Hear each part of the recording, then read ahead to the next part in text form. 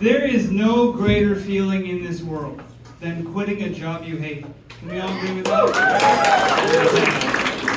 I hated the customers in my last job. They were so mean to me. I was a YouTuber.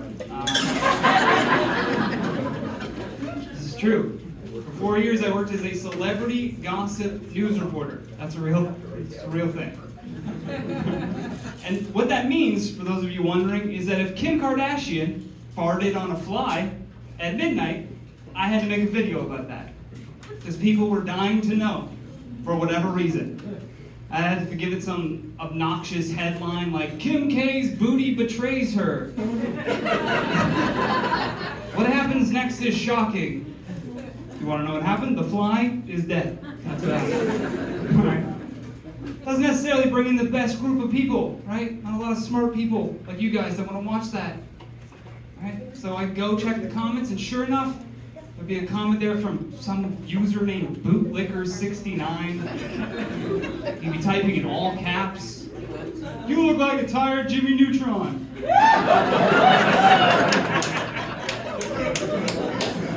So mean. It's so true. Let's deal with that information. Being in that kind of field, though, for so long, anytime something happens in the news now, I'm like, oh, I gotta learn all about it, right? Like, I don't know if you heard about this, but Bud Light hired a new CEO, a female CEO. She wanted to change things up. And so to do that, she put transgender influencer Dylan Mulvaney on all of their cans, right? And people freaked the fuck out. People were going crazy. They were like, they're pushing the gay agenda. They're pushing the gay agenda. And then the one person that we wanted to hear from, Kid Rock. It's like, about time I speak on this. And he came out and he was like, I don't like it. And then he shot a beer can off the fence. And then Bud Light lost $7 billion. Kid Rock, by the way, it looks like he just fucked Joe Exotic. I don't think we should be taking that guy's advice on pretty much anything, right? Plus, I don't know about you, but anytime I saw somebody drinking a Bud Light, I was like, that dude's gay. You need a rainbow flag on the can to tell me that. It's been called piss water for years. Come on, right? I don't drink that stuff. I'm trying to take better care of myself, right? Like, I'm the first generation in my family to check expiry dates. It's true, no other generation did that. I'm the first one. My mom gave me some pizza to pop in the oven. And I was like, looked at it and I was like, Mom, it's expired in 2020. And out of nowhere she goes, we raised you on expired food and you turned out fine. News to me. I was like, no, that explains why I sweat when I eat apples. I did not. Explains why I have YOLO tattooed on my arm. Okay? This is broken, right? Like, if you are what you eat, then I have expired at some point along the way. That's all I'm trying to say. I love my mom. People tell me that I look like her all the time. It's a weird compliment, right? When someone tells you, a guy, like I was in my early teens, and people were like, you look so much like your mother. Wow, you look so much like your mother. I didn't want to hear that. I don't even think she wanted to hear that. Right? But they make it worse. They'd be like, you have such big, beautiful eyelashes and soft hands. Tits, I don't know. I always run out of comparisons. But I'm not, luckily I have a strong confidence of who I am, right? I'm not one of those guys that uses Facebook to be a diary for everyone to see, right? Like, today someone told me I look like my mother. I'm proud to be a man. Hashtag built for tough, or whatever men say.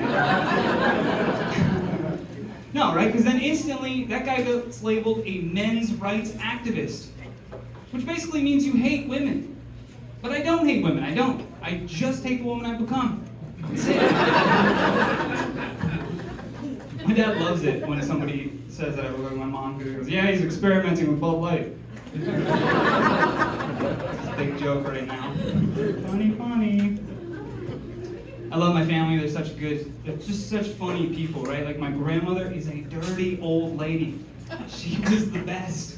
She would literally tell you anything, right? I'd be talking to her about books. I'd be like, Grandma, what are your favorite books? What do you like reading? She goes, I love my Daniel Steele novels. It's okay, what are those? She's like, they're romantic novels, but if they don't have sex within the first 2 pages, I throw that shit in the trash. What? I was like, well, at least this is how I know that we're related, because I hate foreplay too. High-fived, it was weird. But I appreciate moments like that, right? Now this next thing, a little hard to get into. Does everyone here have insurance? Yeah? Okay, good. No, that sounded a little too scared. They say insurance is, like I got car insurance recently, and they're like, insurance is so great, it's for when things go wrong, right? Like, they got insurance for everything. They got life insurance, home insurance, even if your pet fucks up, they're like, we got you covered. But if that's true, then why is there no sex insurance? Why is that? I would argue that's the most dangerous activity, right? Worst case, you produce a human. I'd like to be covered. What are my deductibles? I need to know. I suppose I would have the same problem as any other type of insurance, right? Like you're having sex with a woman, condom breaks, now you're like, fuck, I gotta file a claim. Gotta get on the phone now with the sex insurance agency. You're like, yeah, she's trying to buff it out, but it looks like a write-off. I don't think. I'd be like, honey, I got a plunger in the trunk. We can take care of this right here.